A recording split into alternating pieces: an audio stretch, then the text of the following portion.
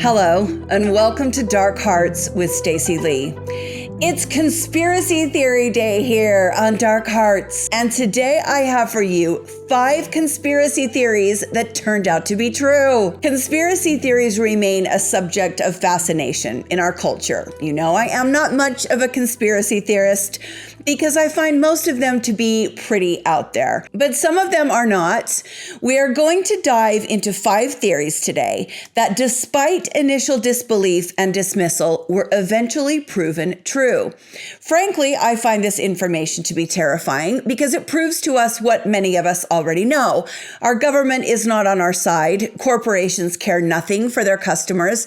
And on rare occasion, even the scientific community gets dragged into this. You're true crime connoisseurs, so I don't have to tell you that sometimes facts can be stranger than fiction, especially the last story, which is something right out of a spy movie. I'm your host, Stacy Lee. Let's begin.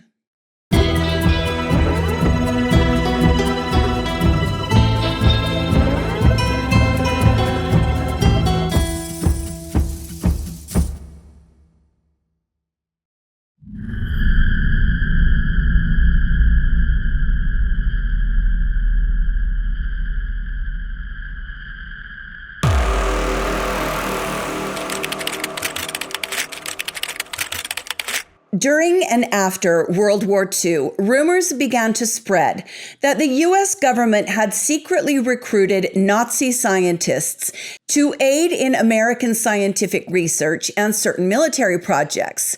I don't need to go into why this is disturbing. Americans working with Nazis. It's incredibly disturbing, just on its face. But as I dug a little deeper, I was reminded the knee-jerk reaction to hearing the word Nazi. Some of these experts were not believers in the Nazi propaganda. They were simply people who were born into that era and forced to work for the people in charge at that time. Now, I am in no way making excuses for Nazis, but as I've studied history over the many, many decades that I have been alive, I have had to come to the realization that there were people caught up in the whole movement that didn't believe in it. They were basically enslaved by the regime to work for the regime. And after the war was over, there were scientists that wanted to work with America to right some of the wrongs that had been done. Of course, the issue was if any American at that time heard that our scientists were working with Nazis, they would have the same reaction I do. Times 10, times 20. It had to be kept very secretive. Why would America want to work with a regime it had just been at war with? Well, the truth of the matter was the Nazis had some technology that was superior to American technology at the time. And with America still engaged in a Cold War with Russia, we needed all the help we could get, even if it came from the enemies. In 1945, as the war in Europe came to a close, the U.S. government, specifically the Joint Intelligence Objectives Agency, along with special agents of the U.S. Army's Counterintelligence Corps, were tasked with advancing American technology on aviation, chemical and biological warfare, and our rocket program. The endeavor was titled Operation Paperclip. 1,600 German scientists, engineers, and technicians, many of whom were, in fact, former members of the Nazi Party, were brought to the United States covertly with the specific intention of using their knowledge to advance American programs. These individuals had specialized knowledge in fields ranging from rocketry and aerodynamics to biological and chemical warfare. The last two, biological and chemical warfare, those are the ones. Those are the ones to be scared of. Among these recruits was the famous Wernher von Braun, a rocket engineer who had worked for the Nazi regime developing the V-2 rocket. Von Braun's expertise would later play a very pivotal role in the U.S. space program. His knowledge and some of his inventions helped the U.S. develop the Saturn V rocket, which eventually took Americans to the moon. Now, this guy was not a good guy. Even NASA knew that von Braun used slave labor. He had an IQ of 180, and some people, actually we could do a whole conspiracy theory episode on Wernher von Braun because Some people believe he had prophetic gifts and that he even predicted Elon Musk would rise up and take Americans to Mars. It's a whole big thing. But von Braun had committed war crimes. There is no doubt about that. And then he helped with the U.S. space program. It's dark history. For sure, no question. Initially, the U.S. government tried to cover up the backgrounds of these scientists. Representatives flat out denied that America was working with Nazi scientists in the space program and in the military defense programs. This man that you see sitting between President John F. Kennedy and Vice President Lyndon B. Johnson is Kurt H. DeBus, a former V-2 rocket scientist who became a director of NASA. Kurt Heinrich DeBus was a member of the SS, personally appointed by Hitler as V-Weapons Flight Test Director. Now, this is disturbing to me 75 years later. Can you imagine how Americans would have reacted? They have just lost their sons, their brothers, their fathers, their uncles, fighting a war with the Nazis. And now there's a Nazi sitting between the president and vice president of the United States. I'm not kidding you. It bothers me all these years later. It would have sent me over the moon back then. This would have been the biggest scandal on earth. So it's very easy to understand why they worked so hard to cover it up. Government officials outright denied any affiliation with the Nazi scientists. But over time, photographs of U.S. officials with Nazis were too numerous, and there were too many people who had actually seen former Nazis working at U.S. locations. And the facts could no longer be denied. You know what? That right there, I accidentally just gave you the entire reason I am not a conspiracy theorist. People are not good at keeping secrets, even at top security clearance locations. It may take a while for those things to get out, but in the end, they usually do. I've said this before. You cannot get 10 people to agree what goes on a pizza. You are not getting thousands of people to keep these massive secrets. It's just not happening, especially now with the internet and how connected we all are. It's just impossible to keep these big secrets. In the end, there was a public reckoning with the moral and ethical implications of recruiting people who had committed war crimes. And Americans back then were willing to overlook the atrocities committed because eventually the association with the Nazis meant we won the race to the moon. And if there's something Americans love more than anything else, it's winning.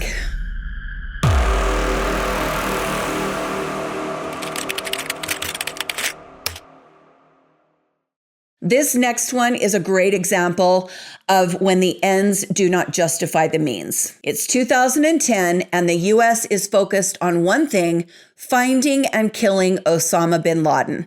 He has eluded the military for years, and the directors of the CIA are embarrassed that it has taken so long to find this one single solitary terrorist.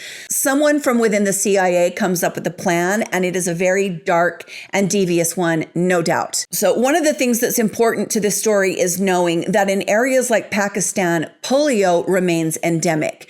There are diseases there that we have eradicated with vaccines, and that makes this operation that much more sinister. The CIA organized a fake vaccination drive in Abbottabad, Pakistan, claiming to be administering hepatitis B vaccines to babies, polio vaccines, and they enlisted the help of a Pakistani doctor to lead the vaccination drive. It does appear that vaccinations were given, especially polio vaccinations, but that is not what the drive was for. This is really evil genius stuff. It is. I have to admit, as much as I hate this, it's pretty damn smart, but very, very twisted. Osama bin Laden's sister had been living in the United States, Boston to be specific, when she died of brain cancer in 2005. Her DNA was on file with several hospitals in the area who had treated her for her disease before she died. This is why when people get all up in arms about things like 23andMe and DNA databases, honey, your DNA is already in the database. If you have ever been to the doctor or the hospital, your DNA is on file. This is how they caught BTK, the serial killer. They went to the hospital and pulled his daughter's pap smear and took her DNA and matched it up with the DNA from her dad, the serial killer. You ain't got to be worried about 23andMe. So the CIA plan was this: As the children were being vaccinated, they would also collect the DNA from as many children as possible in areas thought to be places bin Laden would hide out. An American intelligence officer tracked an al-Qaeda courier named Abu Ahmad al-Kuwaiti to what turned out to be bin Laden's Abbottabad compound. The CIA was almost positive at that point that bin Laden was in this one particular compound, but before mounting a risky and potentially unsuccessful raid at that compound, they wanted to make sure bin Laden was there. Bin Laden was known to travel with his wives and his children and his sisters and their children, his brothers and their children. So the CIA sent this fake vaccination program into the village surrounding the compound and began sampling DNA from the children in that village. It's wild. They were trying to see how many kids in that village had Osama bin Laden linked DNA. And then they would know he was in the area. Evil genius stuff. The DNA was rushed through testing at lightning speed and compared to the DNA from bin Laden's dead sister. The CIA found out there were all kinds of kids around that compound that had Osama bin Laden's DNA. They were sure he was in that compound. A nurse known as Bakhto managed to gain entry into the bin Laden compound to administer the vaccines to everyone inside. She was working with the operation. For some reason, the Pakistani doctor, waited outside, but he sent this nurse in, and she had a handbag that the CIA had fitted with an electronic device. The details of what that device was have never been revealed. We don't know what it was used for, but the nurse administered vaccines, and while doing so, she took DNA samples from everyone inside the compound. That DNA was then compared to bin Laden's sister's DNA, and they had multiple matches. And then they knew Osama bin Laden was in that compound. On May 2nd, 2011, SEAL Team 6 breached the compound in one of the most dangerous operations ever undertaken. Osama bin Laden was located inside the compound and killed. 3 other men, including one of bin Laden's sons, was killed, and a woman was killed as well. At the scene, DNA was taken from the man they were pretty sure it was Osama bin Laden and matched to that of his dead sister. The DNA was a match. The fake vaccination program had worked, but it had also sent outrage through the medical community. The Pakistani government was incensed at being left in the dark about the entire operation. The use of a vaccination program for covert DNA collection has now led to mass hysteria about vaccines, a huge drop in vaccination rates in Pakistan, and that has resulted in a resurgence of polio, along with too many conspiracy theories about vaccinations to count. So people have suffered for this. People have decided, I'm not going to let my kids get vaccinated because, they might be collecting DNA, but it makes people scared. The U.S. government has vowed never to repeat this tactic, but it was successful. And you know how the government is. So I guess time will tell.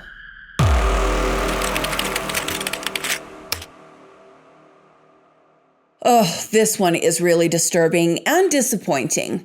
This story takes us back to 1990. I remember this era so well. I remember exactly where I was when the Gulf War broke out. I was having dinner with my ex-husband in a restaurant called The Shed here in St. George. It's not there anymore, but the TV in the bar was on and the president came on and said, America, we are at war, or at least that's how I remember it. During the Gulf War, so many terrible stories came out about atrocities being committed on all sides. But there was a very big Iraqi hate propaganda machine being run by the U.S. government. The U.S. government brings forward a 15-year-old girl named Naira, who was presented as a Kuwaiti hospital volunteer worker. In October of 1990, they propped this child up before U.S. Congress and asked her to tell her story. Nayyirah goes on to state that while working in the hospital as a volunteer, she witnessed Iraqi soldiers committing horrific and inhumane acts. The worst part of her story, and the part that really got picked up by the media, was a story about babies who were in incubators. Nayyirah stated that she witnessed with her own eyes Iraqi soldiers storming into Kuwaiti hospitals and removing babies from the incubators they needed to be in order to survive, throwing them out of the incubators and leaving them to die on the cold floor. That is just about as horrific as it gets. And when people heard this testimony, they were mortified. Nayyirah's testimony was so poignant and so disturbing that it enraged the American public and garnered a lot of hate for the Iraqi soldiers. This imagery of helpless infants being murdered became a very powerful symbol of Iraqi brutality. The government wanted the public to view Iraqis as less than human. That is always the case with war. It's difficult to kill someone or hate someone you see as a human being, but it's easy to kill someone you see as a monster. It's easy to hate someone you see as a monster. I say this all the time. People do not want war. Governments want war. But in order to have support for war, the government must convince its people that the war is necessary. What's the best way to do that? Dehumanize the people on the other side. I was trying to find a way to say, I know this sounds mean, but you know what? I don't really care if this sounds mean. People of lower than average intelligence are the most tribalistic of all human beings. We know this. It's very easy to get people of lower than average intelligence to hate other people, other groups, other religions, other races, other nationalities, other genders, other orientations. So these stories work really well for that purpose because people that have lower than average IQs are not able to discern what is propaganda and what is not. And that's on both sides of the fence. I don't care what your politics are. But then, of course, we all have to wonder when we hear these stories if they're true. Because if they are, that is horrific. And something must be done to stop those atrocities. If there are really Iraqi soldiers doing this, that's obviously a war crime. Nayyirah's testimony was so powerful and upsetting. And the clip of her talking about the babies being literally thrown out of their incubators onto the floor was played over and over on every news show for weeks after she told the story. President Bush even talked about Nayyirah's testimony in speeches and interviews. Nayyirah's story was used as proof of Saddam Hussein's cruelty and as moral justification for the war effort, the war that was more about oil than anything else. This story about babies being thrown from incubators became a key component of the U.S. and its allies' argument that military action was necessary to protect innocent civilians from further atrocities. The problem was, it was all a total and complete lie. It never happened. Months after Nayyirah's testimony, investigative journalists began to raise questions about the accuracy of her claims. In 1992, it was revealed that Nayyirah was not just an ordinary teenager in Kuwait. She was the daughter of Saudi bin Nasser Al Sabah, Kuwait's ambassador to the United States. That's how dumb they think we are, you guys. That's how dumb our government thinks we are. It thinks we are so stupid that we are never going to find out about things like that. The journalists begin to dig deeper, and they discovered that Nayyirah had been given acting lessons before telling her story. And then the root of the entire conspiracy was exposed. A PR firm here in the States called Hill and Knowlton had been hired by a propaganda group called Citizens for a Free Kuwait to come up with this entire plan. The entire thing was funded by the Kuwaiti government. This firm was paid $10.7 million by the Kuwaiti government for this operation.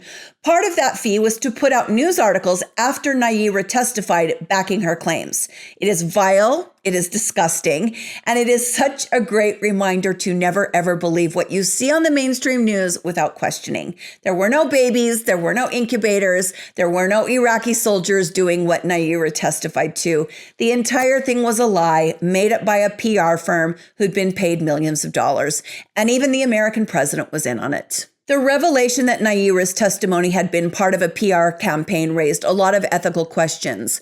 The manipulation of facts to justify war presented in front of U.S. Congress is incredibly disturbing. The only positive thing we can take away from this black mark on our history is the lesson as to what lengths our government will go to in order to justify war. And I know I've said it before, but I'm going to say it again. People do not want war. It's our job to remember when our governments want war, it's never over atrocities. If that were the case, there'd be wars going on right now over the Catholic child abuse scandal, over the school shootings. Governments don't care about atrocities. It uses atrocities as justification when it suits them. And when it does not, atrocities are ignored. So the next time you're tempted to get riled up and emotional about something you hear on the news, take a breath and remind yourself there is a good chance what you've just heard is a fabrication created to elicit the exact reaction it did in you.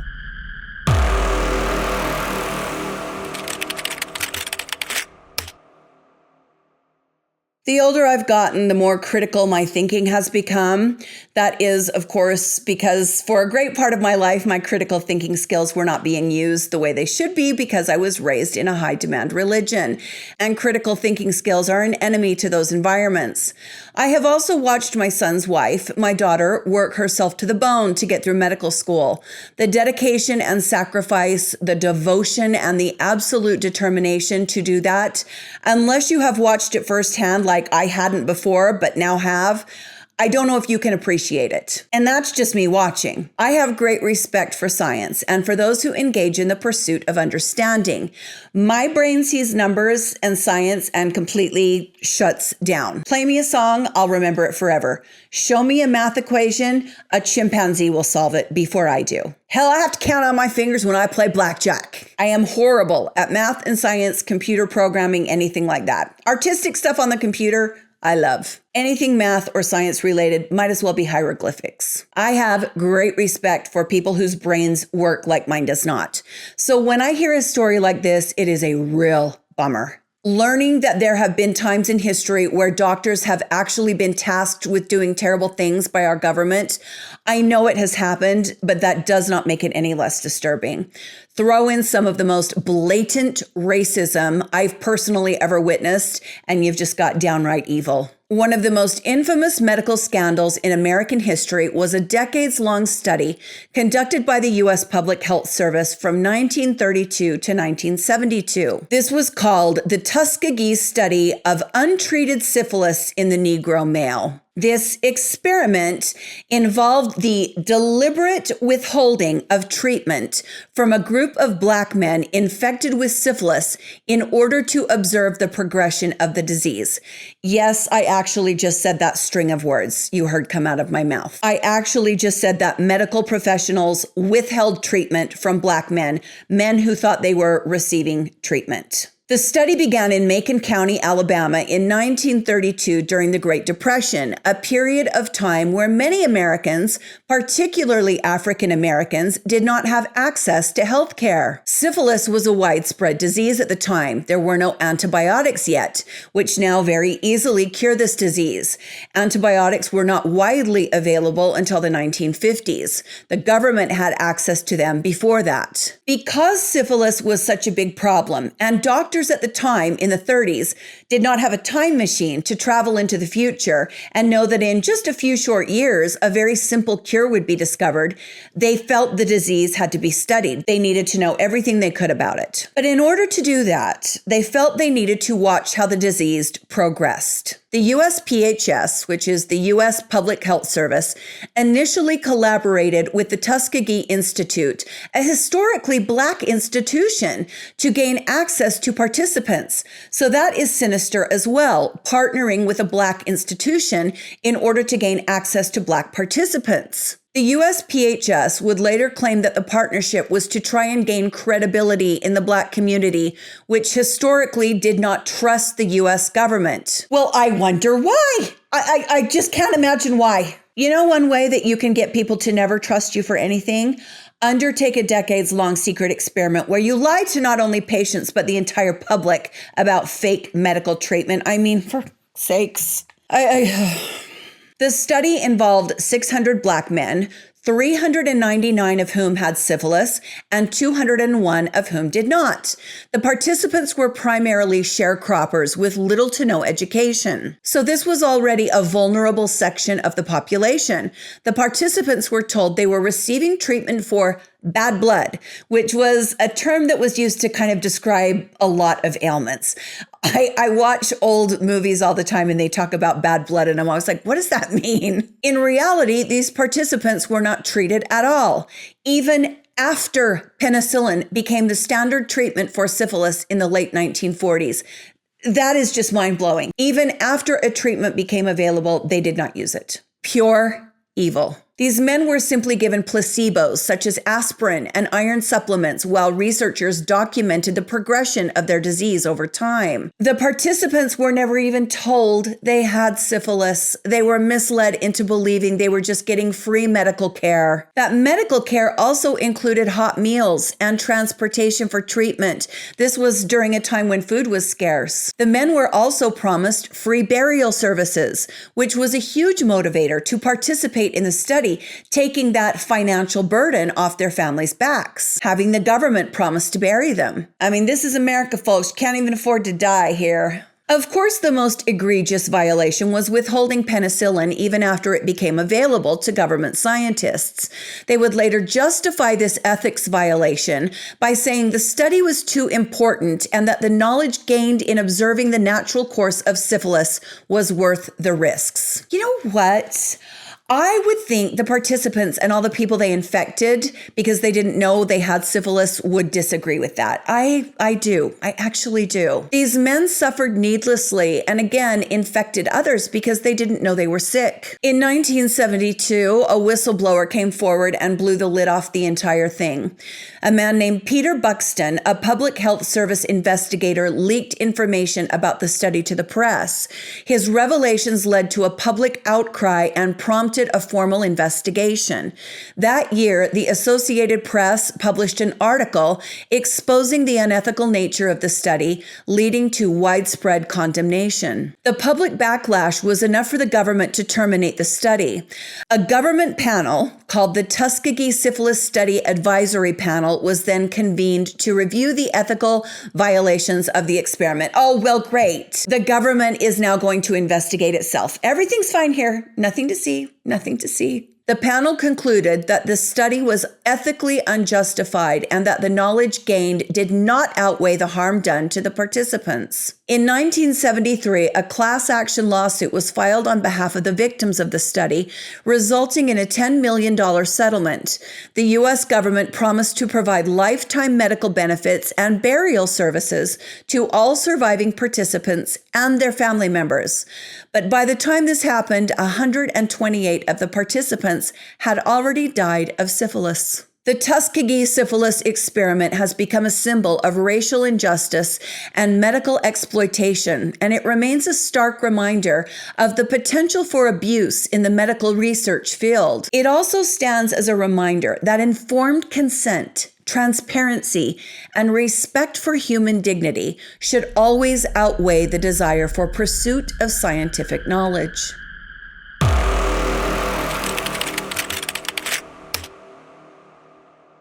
I've saved the craziest for last.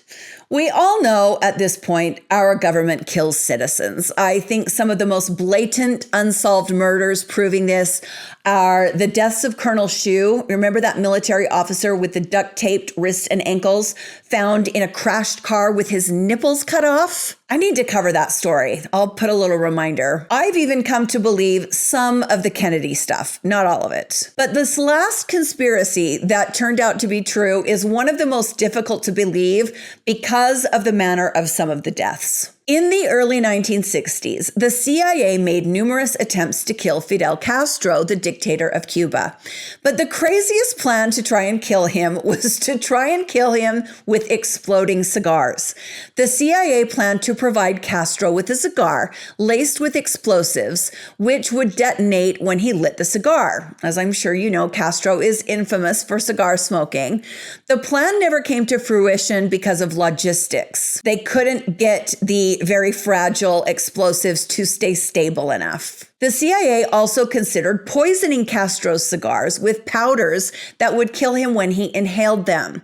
They also had a plan to put thallium salts in Castro's shoes to make his beard fall out, which would change his appearance and undermine his public image. That one sounds so crazy to me. Like they were going to put this powder in his shoes, and then when he got in the shoes, I guess even with socks, this stuff would seep into his skin and make the beard fall out, make the hair fall out of his face. And then he wouldn't look so powerful to the people. The CIA even thought about putting a shellfish toxin, a poison, in a wetsuit that they knew Castro would be wearing. Castro was an avid scuba diver and he had this custom wetsuit. So the idea was that Castro would put on the wetsuit and the poison would kill him through the skin contact. The CIA was really serious about that plan, but they never actually tried it.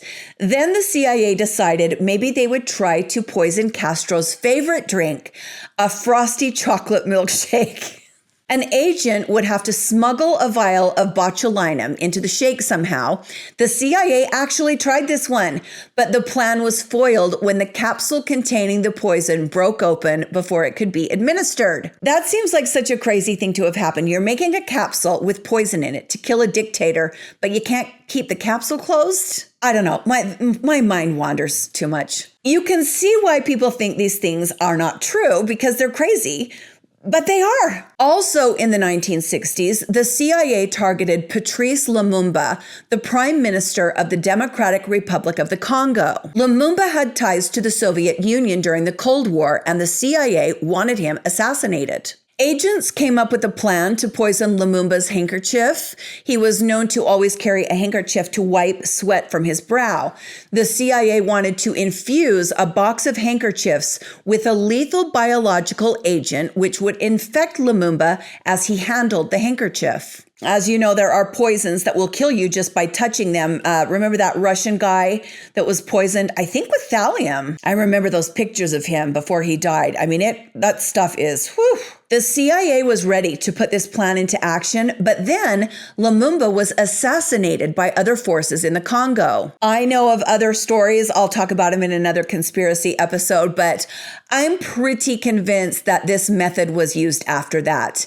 Not a lot of men carry handkerchiefs anymore, but back in the day, they did. They all did. Both of my grandfathers always had a handkerchief in their front pockets, and that was clear into the 1990s. So think about back in the 60s, poisoning a handkerchief, that would work. I'm comfortable saying I'm pretty sure this method of assassination was used later on. During the Cold War, CIA agents were always coming up with gadgets to kill their enemies.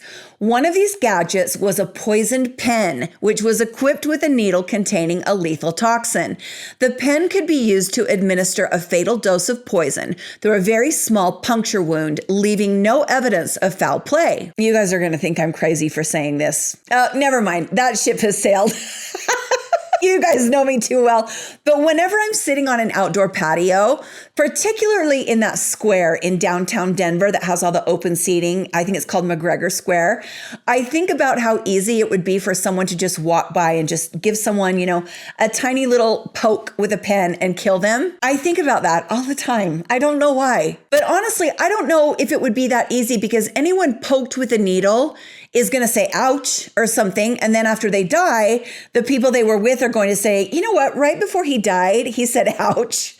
And then they might look for a pinprick. Why do I think about things like this? What is wrong with me? At any rate, we know that this poisoned pen has been used to kill people because CIA agents have outright stated they've used it before. They haven't said who they've used it on, but we know the CIA kills people. It is not a conspiracy theory. It happens. And they kill them in very covert ways, like things you would see on a spy movie. All 5 of these conspiracy theories that turned out to be true remind me of that old saying from the book Catch-22. Just because you're paranoid doesn't mean they aren't after you.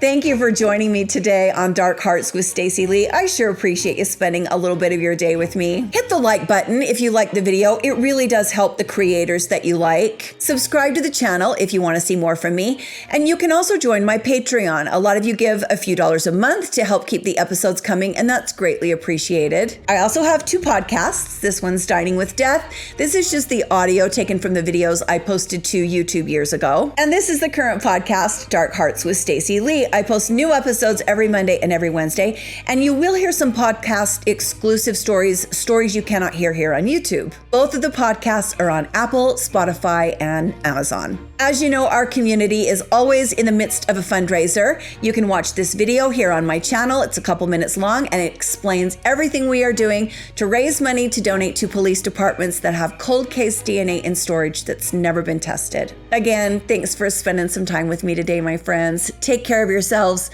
and be kind to each other, and I will see you next time on Dark Hearts with Stacy Lee. Bye.